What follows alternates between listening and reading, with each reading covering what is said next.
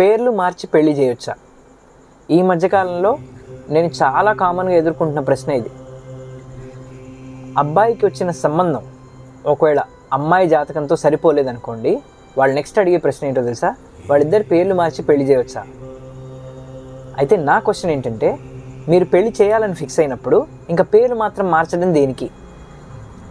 లోకం కోసమా? లేదా ఒకవేళ పేర్లు మారిస్తే గ్రహాల స్థితి మారిపోతుందని మీకేమైనా అపోహలో ఉన్నారా?